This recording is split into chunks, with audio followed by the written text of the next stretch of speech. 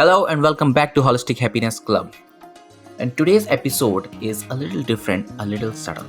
It is about rest. How many types of rests are there and how you can take each of those rests. Rest is something that we need on a day-to-day basis, on a weekly basis, on a monthly basis, on a yearly basis and time to time. But we have very less knowledge and understanding about rest. All we think is turning the television set on or getting drowned in alcohol or getting out, that is rest. No, that is not rest. That might be entertainment, that might be a break, and that might be some kind of rest, but that's not entirely true. Picture is much bigger than it seems to be appear. So in this episode we will just touch the surface, scratch the surface about rest, how many types of rests are there, and how one can take those rests and when those rests are needed. But before we get deeper into this episode, I want to say thank you. Thank you for tuning into Holistic Happiness Club. And thanks to each one of you, special thanks to each one of you who tune into Holistic Happiness Club each week. You guys devote your time into Holistic Happiness Club. And that is the fuel, that is the energy that I get to keep on going and keep on doing the good work. So thank you so much for tuning in and giving your precious time to Holistic Happiness Club. And as always, I will try my best to give you the maximum value of your time invested in Holistic Happiness Club. All right. So without further delay, let's get into the topic.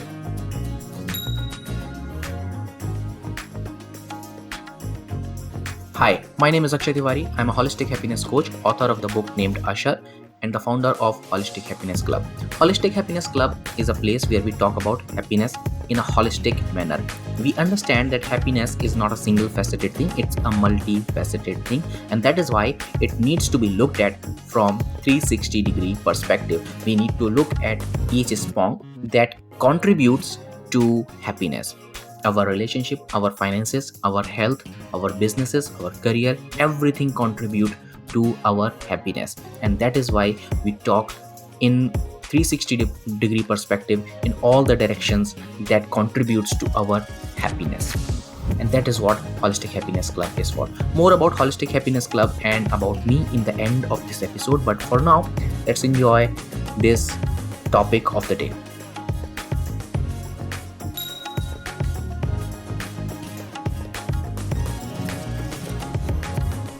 All right, so let's begin the topic of the day, rests and how to rest. It means how many types of rests are there and how to take each one of them. And it is also very important to understand when you need and why you need those rests. Okay, so we will just touch base and we will scratch the surface about rest. So, first of all, I want to say that people think that coming from office or from work, from anywhere, any place else, and if they are feeling exhausted, first of all we need to decipher that what is it that is making us feel exhausted. Is it physical tiredness or emotional tiredness, or it is stress, or it is sensory overload? What is it? Or it is combination of more than one thing. And when we can decipher what is causing that exhaustness, or what is causing that overwhelmingness, only then we can properly rest. Getting directly coming to home and getting that cup of tea or turning on that television or taking a short vacation, this is not going to help. This is not true rest is. Okay, so we need to understand what we need, what our body is demanding, what our mind is demanding for, and we need to provide it accordingly. Just like let's say there is a car, okay, and you are going on a long drive. So after certain time, um, there will be fatigue, which the driver will experience, all right, and there will be a fatigue that engine will experience. So sometime a driver needs a rest, sometime engine needs the rest, sometime some other thing are there, and we need the rest to complete that long journey. Similarly in our life as well, we need rest. Rests are the very important pillar that helps us to reach our goal. Without rest, we are not going to go anywhere, because it will lead to burnout, it will lead to stress, and it will lead to all sorts of problem like depression, anxiety, and burnouts that will pull us back instead of taking us further, right? We think that if we keep on working, it will make us more productive. No, it does not. It will lead to burnout, and that also it will lead to all sorts of health problems. And all those health problem, all those burnouts will pull you 10 step back instead of taking you one step further. So it is better to rest, rejuvenate, and in the example of car, you can say that after a certain time you need service and maintenance. So these rest provide that opportunity to rest and maintain and rejuvenate and service yourself, so that you can perform better, perform optimally. All right, so this was the preface about rest.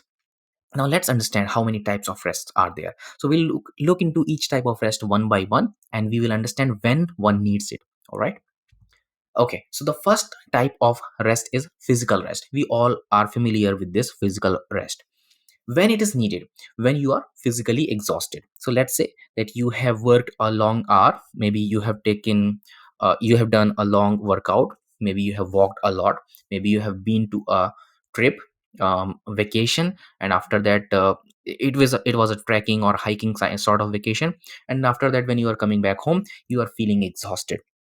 So that is most likely a physical exhaustness. The most likely it's a physical tiredness, and you need the physical rest. Okay, so how you can take that physical rest? It is not by turning on that television that most people do, and or also not by drowning yourself into alcoholism. Right, you need to prioritize your sleep. Sleep well, sleep early, as soon as possible after the sunset.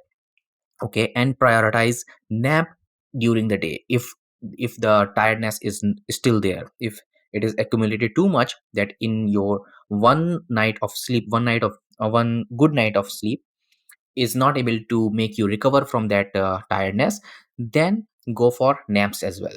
Okay, because that are also needed. Small naps, they will help you recover much faster. And if you ask any athlete, or if you ask any trainer who trains athletes, or maybe people who are into bodybuilding or something, they will tell you that rest is the most important part of the training. It's not like the training is separate and you need to rest to recover from that training. No, it is part of the training. Just like rest is the part of overall journey. Without rest, your journey is not complete, because it will lead to burnout, it will lead to all sorts of problems. Right, so rest is part of your journey, rest is part of your training. And because it is part of your training, if you rest well, it will enhance your physical recovery. So even if you are coming back from a vacation, and if you think that okay, I have already come from the vacation, now it is time to work more, it will I mean, you will not be that productive, because your physical health, your body is tired. So to recover from it, you need to prioritize your physical rest. And the best way of physically resting is sleep. It is not by anything else. Sleep well, and you will recover much faster. All right, so that was about physical rest. Next is mental rest. All right, so when you need mental rest, when you feel that you are mentally overwhelmed, there are too many things running in your head, your mind is racing, and you are experiencing brain fog, you do not have any clarity what you need to do, what is the next step that you need to take. That kind of clutter is there in your mind. That time you need mental rest. When you have difficulty in concentrating in one thing, that time you need mental rest. All right, so it might be also accompanied with a physical rest, sorry, physical tiredness. So in that case, you need to have a physical rest as well. All right, and one thing I would like to mention here, not necessarily about mental rest, but any kind of rest. Your tiredness, your overwhelmingness can be because of more than one factor, and that's when you need to prioritize more than one kind of rest as well. So in case of mental rest, it can sometimes come from a physical tiredness as well, because when your body is tired, it will not be able to handle so much of information, and it will not be, your mind will not be working optimally because your body is tired, right? Because your senses are tired, it is not able to take the information in the right way, and it is not able to process the information in the right way, and that's why you have difficulty in concentrating and experiencing brain fog. All right, so in case of mental rest, how you take that mental rest? You need to take short break during your work if you are experiencing that mental overwhelmingness. So during your work, you need to take short break. Yeah, and if you have been working for a long period of time, maybe you can plan for a short or maybe long weekend break as well. So like 2 or 3 days or 4 days of break from the work. And what you need to do is you need to meditate, you need to engage yourself in mindfulness practices, or in some creative things which you like. Not, if you are not a creative person, if you do not like dancing, art, music, pottery or something, then you do not need to engage in those activities. Only if you like painting or dancing or pottery, any sort of creative work, if you like, you can engage in those creative hobbies, right? You can do meditation, you can sleep as well, because as I said, that it can be accompanied with the physical tiredness, number one. Number two, sleep is also mental as much as it is physical, because your mind also gets relaxed. Now there might be counter arguments to this, that our mind is working when we are sleeping. Yes, yes, yes, it is all true, but when you sleep, your mind gets relaxed, a lot of emotions, lot of information, lot of feeling gets processed, right? Which will otherwise be processing in the physical realm, physical, in the awakening state, and in the physical body.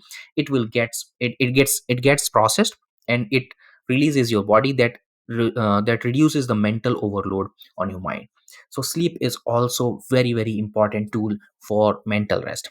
And also you can take sensory rest. So what is sensory rest? We will uh, cover that sensory rest in later phase in this episode as well. Okay, so this is how you take a mental rest: by taking short break, engaging yourself in the mindfulness activities, engaging yourself in the meditation, engaging yourself in the creative hobbies if you have any, or by sleeping, or by taking sensory rest. So what is the benefit that you get? You avoid the risk of burnout. The number one, of course, when you take mental rest, because you are feeling mentally overwhelmed, you experience brain fog, and in that situation, if you are continuing, you are at the high risk of burnout. So when you take mental rest, you reduces the risk of burnout. It will improve your concentration, because it will reduce that brain fog. It will process so much of information, and it will allow you, and if you are sleeping as well, if it will allow your body, it will make your body more equipped to handle more information and process it in the right direction, so that you can take a better decision as well. Okay, so that was all about mental rest. So let's go to the next one, that is emotional rest. What is emotional rest, and when do you need it? So when you are emotionally drained or overwhelmed. So what do I mean by that? When you are feeling different kind of emotions, or you or the same kind of emotion but with a very much high intensity. Usually it happens when at the time of breakup, at the time of loss, at the time of when there are series of event which are not pleasant to you. All right, so when that happens, one after the other events are happening, and they are not pleasant to you, they somehow starts creating the void inside you, the sadness inside you. And when you feel a sudden loss, when there is a breakup, in the language of Ayurveda, any kind of loss, any kind of detachment, um, it creates the vata energy. And then when there is vata energy, there is more chances of feeling stressed or overwhelmed or anxious, all sorts of things, right? Or all kind of things that are related to movement, right? Because vata energy is more of movement energy. Anyways, I'm not talking about physical movement, mental movement as well. Anyways, so what I'm trying to say is ayurveda boils it down to that, it because it is vata, so it will create all sorts of vata issues as well. And if you are not a big fan of ayurveda, you can leave this part aside. But what I'm trying to say, that when you feel emotional loss or loss, and the series of events which are not pleasant to you, it creates some kind of void inside you, and that's when you need emotional rest, right? So find a time for yourself when you can take that emotional rest. How you take that emotional rest is, you can engage in your hobbies, any kind of hobby. It can be sport, it can be creative hobbies, or it can be anything like painting, creating something, or contributing to something, maybe volunteering, right? Journaling is also a very very good way to take emotional rest. Whatever you are feeling, good, bad, overwhelmed, not able to find where you are going right now, all those things you can write it down in a piece of paper, right? And if it is too negative, you can you can burn that paper out, you can flush that paper out, you can tear it, you can scribble it. So it will create a metaphor inside your head that it is all over, it is all done and dusted, right? So that will give you a feeling that you have all let it out. All the things that were going inside you, you have given them an outlet to come out, to exit from your system. All right, so journaling is a very very very powerful exercise. Journaling, if you have a friend to whom you can talk to, that also is very good. So you can talk to that friend and you can express your feeling, how you are feeling. But the difference between journaling and talking to a friend is, journaling is much more slower than talking. So when you are journaling, you hardens your thought, you concentrate much more on your thought, and that's when you are able to release it in a much much better way. All right, so journaling and talking to a friend to whom you trust, those two are very very powerful. But I would say journaling is much more powerful in my personal experience. In someone else's experience, in talking to a friend is can be much more powerful. That's completely all right, it's person to it will differ person to person, right? And engage in some kind of activities that are self compassionate and self activities of self care, meaning that you need not to be blaming yourself that why it is happening all to me all the time. And and I am responsible, am I responsible for these kind of events? So you need to treat yourself with a much more compassion, and you need to engage in the activities that you can call for yourself, like self care. And the biggest form of self care activities are getting disciplined, okay, getting up early in the morning, working out, and all sorts of things, eating healthy and all right. So that is how you take emotional rest. To summarize it, when you are feeling emotionally drained or overwhelmed, then you take emotional rest. And how you take emotional rest is by engaging in the hobbies, by journaling, by talking to a friend, by being compassionate to yourself, and engaging in the activities of self care. Right, what is the benefit that you get from emotional rest? It makes you more emotionally intelligent. It enhances the quality of your relationship, because if you are emotionally drained or overwhelmed, it will show up in your relationship, in your interpersonal communication. When you will communicate to other person, that energy will come out, and it will um, it will ruin the kind of relationship that you are enjoying with the other person, because that negative energy will hamper that kind of bond, right? So when you take a rest, emotional rest, it will diminish that kind of that negative energy. And when you will talk to that other person, that time you will be able to process the dialogues in a much much better way. So your relationships will be better if you take time to time, if you will take emotional rest. And also it helps to manage stress, because if you are emotionally drained or overwhelmed, and if still you are continuing, it will build stress, and that will lead to burnout. So this emotional rest also manages the stress. All right, let's go to the next one. This was emotional rest. Okay, next one is social rest. What is social rest? So there are people whose job requires to meet a lot of people, to always be surrounded by people, and there are people also who likes to be surrounded by people, but too much of anything is bad. Excess of anything is bad. Even if you are drinking too much water, so something as harmless and as plain as water, if you are taking too much of it, that can also be harmful. So excess of anything is bad.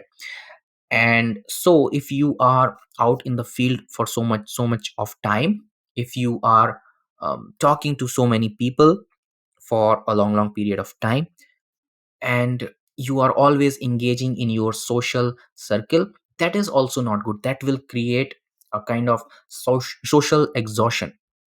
And when you are not getting time for your self care, when you are not getting time to engage in the activities that you like, or when you are not getting time to process your own emotions and feeling because of too much of social interaction, that's when it becomes too much, and that's when you need social rest. All right, so how do you take that social rest? You need to spend some time alone, or with very few people to whom you trust. Take a break, go out on a picnic, go out on a mini vacation, or whatever you can afford. Okay, or maybe stay at home and spend some quality time with just with the person to whom you trust, or maybe with two or three people to whom you trust, but not with the group. I'm saying person, but I'm not saying group, because group involves a lot of people. So and when you are taking social rest, you are avoiding your social interaction with as many people as you can. Okay, so what's the benefit of social rest? It helps in maintaining the healthy social relationship, because when you are socially exhausted, some at some point in time it will start showing up in your attitude, in your behavior, in the way you talk with people to whom you are interacting. So you do not want that negative energy to come out in your interaction, in your dialogues. So that's why you need social rest to maintain your healthy social circle. Okay, so now let's move to the next one. It is sensory rest. So when we are constantly stimulated, and it is very easy in today's environment, right? Because we are constantly in touch with some or the other screen, either it's TV, smartphone, or our laptop. Whether we are working, whether we are in our personal time, whether we are in our vacation or something, we are constantly surrounded by screens. We are constantly using screens. So a screen is a big contributor to sensory stimulation.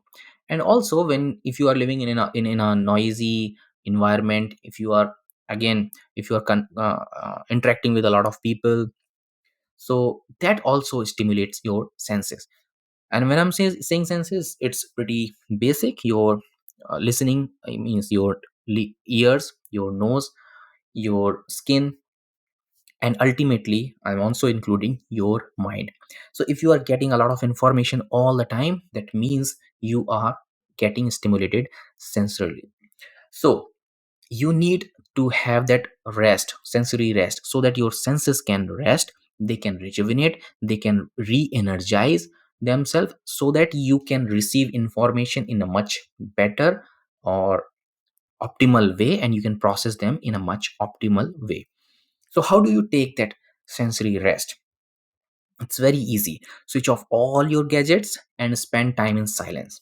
And if you can't spend time in silence, if you are a nature lover, then you can go out in a peaceful natural environment. All right. And the biggest ask, or the smallest ask here, is do not take your phone with you, or keep it on, switch it off, or switch off your phone, switch off all the screens that you have, switch off all the gadgets that you have, switch off all the electronics that you have. Because even if the electronics are there, they also create that kind of a electromagnetic pollution that silently stimulate your senses. So you do not want to be in touch with any kind of gadgets there. So all the gadgets you need to switch it off, and if not possible at home, that you go out in a garden or in a peaceful natural environment, spend some time there, reflect on your thoughts, be there, just observe what you are feeling for some time, and that will help you reset, that will help you get the rest that your senses need.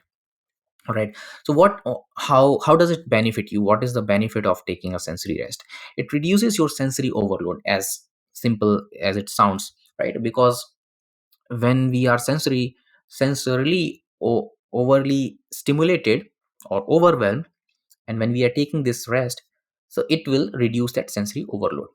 What it will do, it will lead to improved focus and reduced anxiety, right? Because when our senses are overly stimulated, sooner or later they will take us to the stress, they will take us to more anxious state. And if we constantly be in that state, it will lead to a lot of health problems as well. So you need sensory rest more than ever now in this gadget full world. Okay, that was sensory rest. Next is creative rest. Okay, that this might be something which not so many people might relate to, but if you are someone who has been working for a long time, that then you can relate to it very well. When you are feeling inspired, when you are feeling blocked, when you do not know um, how to take the next step, you know that what is the next step, but you are not able to take that. It's not procrastination, but it is something similar, but and it is like you are not getting the motivation to take the next step, and you are not getting to know the know-how of to take the next step. So that's when you need creative rest, because your creative instinct, your ability to figure out things, that has diminished. And that has diminished because you have been working for a long time, and all other problems, all other kinds of overstimulation, like sensory, like emotional, like mental, like physical tiredness, all these can contribute to creative rest.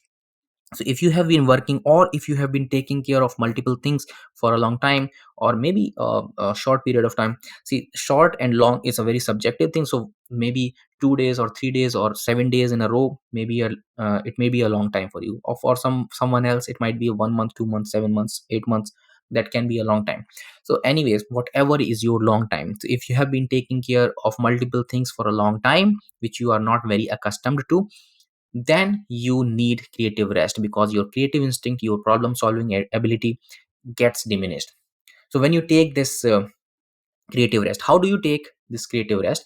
You need to take the break from the activities that you have been doing, right? So let's say that you have been working for a very long time, you need to stop working. And if you're taking a vacation, you do not need to take your work in your vacation, right? Completely stop what you are working, and whenever you can do, only then you can do it there. What do I mean by that? So let's say that you have decided to take a creative rest and you have stopped working, but if you're constantly thinking about the work, then there is no point of taking that rest, taking that break. So choose a time when you can say that, okay, this is the time when I can stay away from this work or from the activity that I have been doing, right? So choose the time for that rest. And also you need to engage in some other hobbies.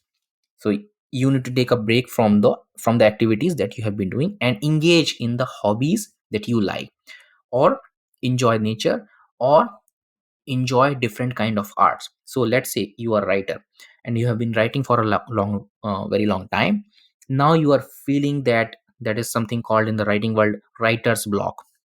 Okay, now you are not able to write, now you are not getting that inspiration and ideas that what to write next and how to write next, right? So that's and I am when I'm saying that enjoy nature and enjoy different kind of art. So you can take a break from writing, you can engage yourself in some other hobbies, you can go out in nature and enjoy nature, and you can also engage in some other kind of art, which means you can enjoy music, you can enjoy dancing, you can enjoy painting, just not writing.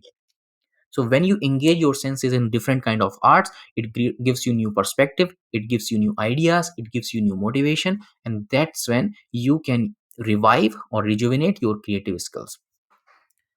So, what's the benefit of taking a creative rest? Of course, it rekindles your creativity. It helps you in finding new perspective. Also, it boosts your problem-solving skills. It is not only for the for the people who are doing some creative work. So, let's say if you are in a corporate world, you need some kind of creativity to solve a particular problem. We all are having that creative skill. We all are applying that creative skill somewhere or the other, someday or the other. So if you have been working for a very long time and if you are feeling that exhaustion and you are not able to understand what that exhaustion is, whether it's mental, whether it's physical, whether it's sensory, it might be combination of multiple things. It can be also you need a creative rest, right?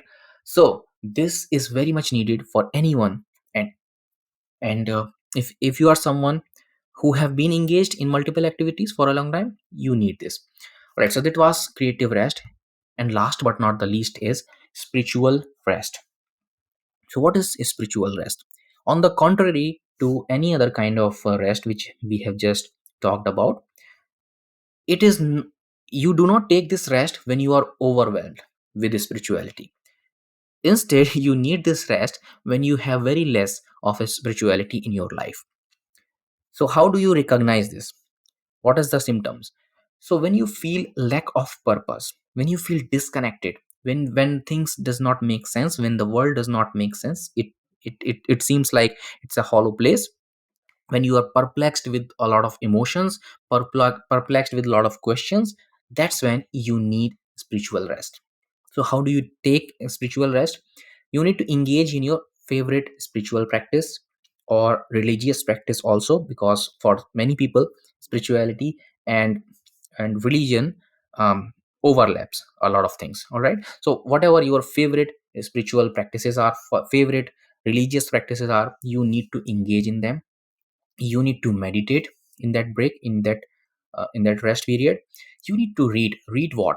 You do not have to read the motivational books or something. What I'm asking you to read is your spiritual literature or your religious literature that you refer as good one, right? So you need to read in that rest time. Also spend time in nature, because ultimately everything is connected. So when you spend time in nature, we all are the product of nature. That helps us resetting or reconnecting with this whole cosmos, with the whole universe. That um, that gives you the rest that you need. And what it does, what are the benefits of it? So as I said, because when you feel, when you spend time in nature, when you feel connected. Similarly, when you meditate, when you engage in spiritual practices, you feel a sense of belonging. You feel that you belong to this place called universe or nature, or this, whatever you want to call it, this world. You feel a sense of direction. You feel a sense of purpose in life, that there is a reason that you are here on this planet, on this world, doing some particular role that you are assigned to. You have a direction to go. You belong to this place, right? All these this feeling that you get, it's a very very strong feeling. I mean, until you experience it, you will not know the depth of it.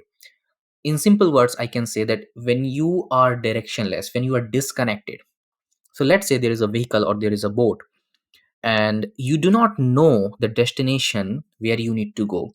So where that boat will go, it will go in all sorts of direction wherever the wind is taking to it, right? But when you have a direction, then only you will be able to reach to a destination. Without direction, without destination, without the sense of going somewhere, it will be directionless, and for the whole life it will keep on wandering without any purpose, without doing anything productive, without leaving its own mark, right? So it's a very subtle thing, but it's a very powerful thing, which is sense of belonging, sense of direction, sense of deeper purpose in our life. So that this is what you get when you spiritually rest. All right, so this was the end of the topic. And before I end the episode of the day, I would like to invite all of you to join and become a member of Holistic Happiness Club, right? And I want to announce that I have already announced it, but I want to reiterate it that I have written an ebook. It is called The Happiness Blueprint: The Practical Strategies of Achieving Fulfilled Life. It's a pocket-sized ebook with full of actionable items. So I would, if you want to get some practical strategies that can boost your happiness, you can download this ebook. I will leave the link in the description. Alright, if you want to book a one-to-one call with me, I will leave that link also in the description. This will be a strategy call, discovery session, where we will you will be discussing with me, and we together will find out if there is any roadblock or what is the roadblock in your happiness or success, and we will devise your success blueprint and happiness blueprint, right? So if you want to book that one-to-one call, I will leave that link also in the description, right? And if you want to connect with me on social media, Instagram is the place, and Happiness Architect is my handle. If you want to check out my website, akshaytiwari.in is my website. Please go and check out that. All right, with that, we have reached to the end of the episode. So till the time we are meeting, we are seeing each other again. Take care of yourself, take care of your loved one, take care of the people around you. God bless you, and always remember, happiness is a lifestyle.